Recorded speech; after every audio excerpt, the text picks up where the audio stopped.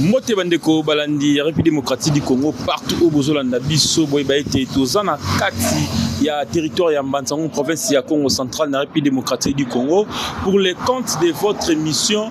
Yoka Population. Yoka Population les émissions Oyo to kitaka sur terrain pour na yoka nini Oyo population azo réclamer nini Oyo population pe azo sepela na yango na mai Oyo zoleka na kati ya mboka lelo to kiti pona koyeba kotalisa Oyo ndeko ya jeunesse ya Union Congolaise ikona mukuse oyo kama makaipa ya professeur Daniel Mukoko Samba Oyo azali lelo ministre national ya économie Daniel Mukoko Samba excellence to kotalisa bino makambo Oyo ndeko ya Ligue des Jeunes ya territoire Mbanzango azali kosala nini azali kosala nini Oyo asali yemoko bandeko bakotalisa yango biso tokotalisa bino ka ba image elongo na ndeko Valérie Lukau na présentation ya bino ndeko Gypsy esanga multimédia pourquoi pas na rédaction ya ndeko Dietende Percy Masamba et pe bandeko nyonso Oyo bazali na kati ya équipe ya Yoka Population toyoka makambo biso awa na marché Atene to sepeli ko mwana lisusu papa Daniel Mukoko Samba pour à raisonner sur marché Atene ko zonga biso ka mwa lumière pour esunga ba mama baye ba pe ko teka na temps o molili ezali mais ça est bien parce que na molili éclairage ça est bien pour la peu ko diminuer sécurité parce que là et ça livre ça bien en tout cas merci. Ouais, éclairage public et Salemi premièrement pour éclairer quartier parce que ça n'a pas poche noire mingi ba incivique ba ya coopérer alors mettre fois ce qui va poche noire on ezaka kana molili mingi population azoko nyokwa fils nous président motana na luma na to sepela pena na milieu ya Atene ndenge pena ekomi pena éclairage na place kuto kotia mabele okotia lokolote et la munition donc ata 0 kiti tambola bona président Isaïna do sela no merci na musala o bazo sala nano e monene na miso abatu do sela no merci na musala nano bona Mukoko Samba merci ya merci pena papa Nzamba pambola yo kende liboso awa tozaka bulili ya oto lingi ba minda esala na biso ba pavillon na ba mesa poto teka kana biso tati 19 20 tozala zando avec Esaï nenge ya inisaka biso avec Mukoko Samba to mona makambo yo sa magitoko sepeli na biso na Mbanzango éclairage ezala te Mukoko Samba pe asali bien pour la biso ya parking wa manema to lelango fort mono nkumbo ami Yves Kinamvuidi moi italanga balabala ya wi mono kibeni chef de avenue mo vai wa couloir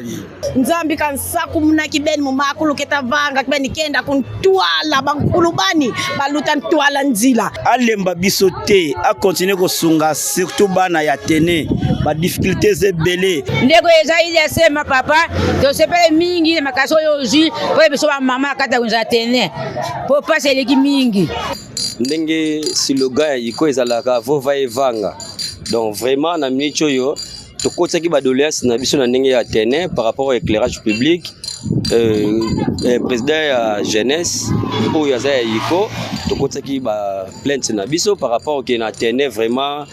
tout le monde qui m'a moulé les acquis moi trop mais na minicho pena ti ba yeboye tout le monde que vova evanga pour le président biso fachi en tout cas de sepeli makas lelo do komi ben éclairage do zalaki na ngote nyonso wana to sepela na Esaï makasi po asela biso pena ba ample monsieur Mukoko Samba tu binikuza bien donc insali sankango kibeli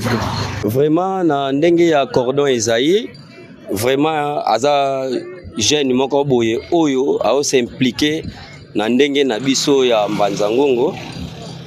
surtout ba place ebele to mona ba acte salama wana vraiment nzamba pambola ye pe asunga pena iko ekende liboso ya omona ndeko na biso Ezaidi asema ya kochela biso lumière publique to lukaki mikolo ebele tozwaki yango te zalaka mutu fasa l'effort na ndenge na liboso ndako na ya chemwa mwinda mais tout le monde qui a tout au long de la route nationale et puis dans le quartier Nabiso Atene. Vraiment, ce sont des œuvres vraiment encouragées. Et merci vraiment à VPM, le ministre de l'économie, son excellence Daniel Mukoko Samba et l'élève du maître. On peut avoir ça la Moussala Makasi à la territoire de Mbanzango. C'est comme cela que nous avons jugé bon, au nom du VPM Mukoko Samba, pour mettre éclairage public. En tout cas, ils ont 32 ans de pouvoir alors la Fachi Beton. Total la population à Loma, na confiance au Bapé Sakangaï. Et puis, comment bien en haut d'ailleurs, l'homme de l'éclairage public. Dans le monde, on a toujours chaque année, son amour qui est mine de Koufi, na somba mine de Pouy, na Zongisi. Mukoko Samba, nanu akosa bisote. Pour la mission de parking, on va manement atelier là fort. Yango vraiment totombeli penza longonia yena papa na biso Mukoko Samba yende penza toyebi ke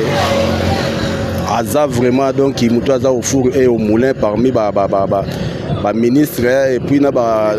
député na biso ya Mbanzangungu. Lelo kaliboso et ça la nga fier tant na monaka honorable Frémy azawana député national jeune de la circonscription Mbanzangungu. Et puis excellence Mukoko asala ka choix ya mabete atombaka na choix ya malamu pona kotia honorable Frémy nesika wana.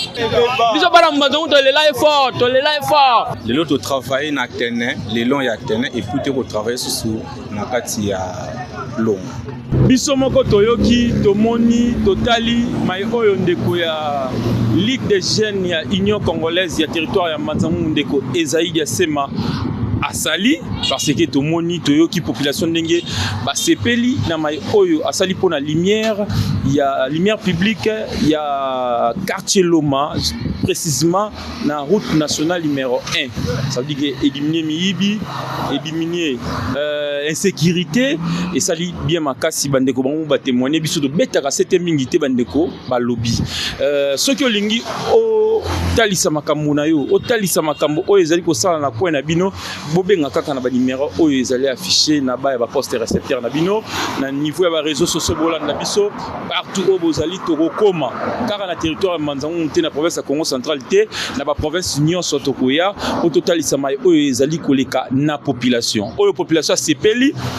oyo pe population aboyi oyo population zo réclamer oyo ezo la population pasi yango biso tokotalisa yango na yoka population. Merci ezali kinga ya ndeko JPC sans ambiti média ndeko Valérie Luka onde azali ko manipuler 15500 boutons pour na émission oyo salema malamu kenshi ndeko dietende esali malamu mingi tokei poto lukila bino bandeko mususu balobi nini